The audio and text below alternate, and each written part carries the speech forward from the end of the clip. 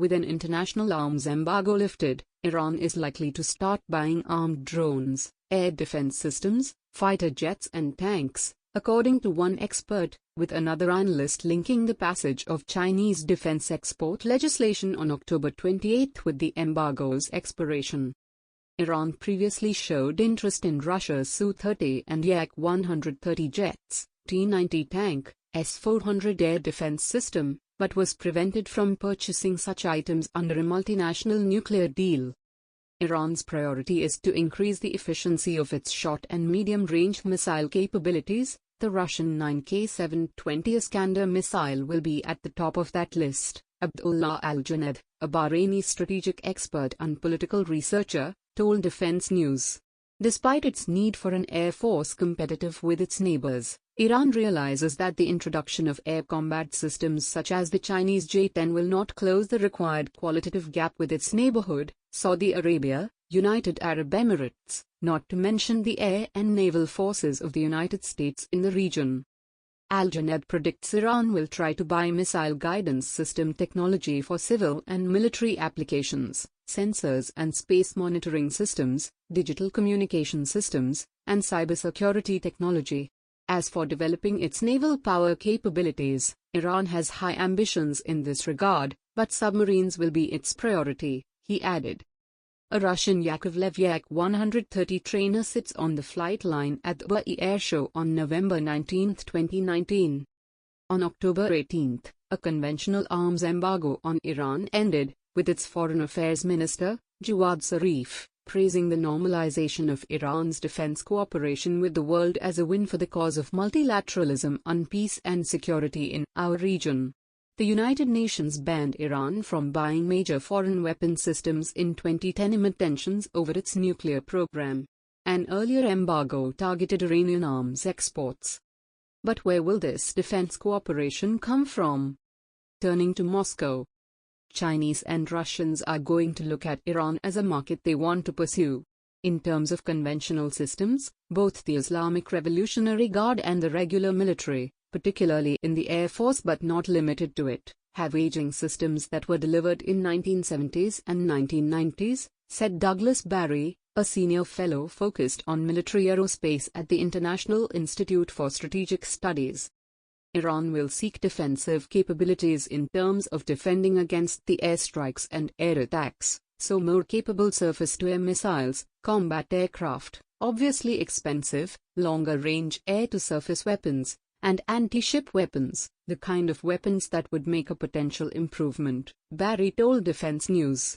Added Muhammad al-Kenany, a military affairs researcher and defense analyst at the Cairo-based Arab Forum for Analyzing Iranian Policies. Iran is mainly interested in the Russian Su-30 fighters, especially the latest version S-30 SME, advanced training in light attack aircraft Yak-130, and may request medium tactical fighters such as the MiG-35, along with the T-90 MS main battle tanks and long-range S-400 air defense systems and Bastion P coastal defense systems, armed with the Archon hypersonic anti-ship missiles. In 2016, Russia announced it will to provide Tehran with the capacity to license and manufacture the T-90 MBT when the embargo ended. A Russian T-90 main battle tank variant cruises through mud and water during a demonstration. Ranil Sitdiko/Sputnik. Iranian Minister of Defense Brigadier General Amir Hatmi visited Moscow in late August this year to attend the state-organized Army 2020 defense exhibition and hold talks with Russian defense officials, Barry said, noting that this signals Iran is turning to Russia to recapitalize equipment. With limited financial resources, Iran might try to upgrade its existing systems by improving weapons performance to fill short-term gaps, but in the medium term it will have to start thinking about replacing a lot of the platforms themselves, Barry explained. Beijing relations. Meanwhile, China would have to tread carefully if it decides to supply Iran with major defense capabilities, Al-Junaid said. China realizes that its interests may be at risk if it loses the ability to maintain balance in its relationship with Iran and its regional trading partners, Saudi Arabia, the United Arab Emirates, as well. Through China's announcement of the new arms control legislation, it sent a message to to the United States that it realizes its international responsibility and that the strategic agreement with Iran will not harm international security, Junaid explained. In early July 2020, Iran's Foreign Affairs Minister announced that his country was nearing completion of a long-term strategic partnership agreement with China. Then in August, a leaked document between the two nations suggested they were entering a 25-year security and economic partnership. And on October 28, 10 days after the arms embargo on Iran was lifted, China enacted the export control law to strengthen its military export control regime. From the Russian and Chinese perspectives, Iran represents the biggest factor of weariness for the United States in the Middle East, political, military and moral attrition, Junaid explained. This alliance also provides a tool for Chinese-Russian pressure on the United States. Iran's interest in procuring loitering munitions, otherwise known as kamikaze drones, and armed unmanned boats means China will likely supply modern technologies to help the Middle Eastern country develop unmanned naval vessels and aerial drones, Kenany said. An arms race in the Gulf states are also keeping an eye on Iran's defense capabilities, but not because of industrial opportunities. A regional arms race is ongoing, Junaid said, arguing that Iran is building up its military strength for expansionist purposes while neighboring countries are bolstering capabilities to prevent future conflict. Even if Iran possesses some qualitative capabilities in all its sectors, its access to operational field efficiency and human capacity will require more than 2 decades, he added. Asked about the possibility of reviving the Middle East Strategic Alliance, nicknamed the Arab NATO, Kenany didn't refute the move completely. An Iranian military truck carries missiles past a portrait of Iranian Supreme Leader Ayatollah Ali Khamenei during a parade in Tehran on April 18, 2018. Kenany AFP via Getty Images.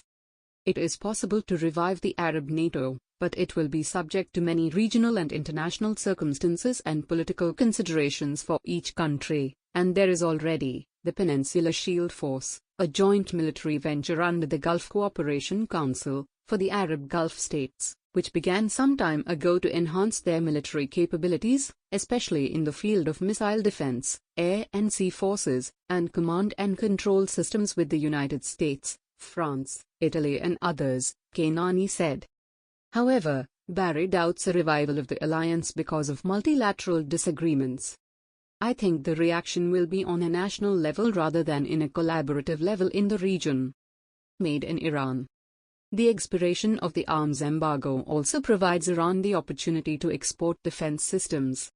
Iran's exports in this aspect might be drones, surface-to-surface missile systems, anti-ship missiles, anti-tank missiles, and short and medium-range air defense systems, Kenany predicted. Asked about Iran's stance on the recent Azeri-Armenian conflict, Kenany said it's unlikely that it will export any weapons systems to Armenia to avoid upsetting Azeri ally Turkey and the balance of power. Furthermore, Iranian Supreme Leader Ayatollah Ali Khamenei has Azeri origins, the analyst noted.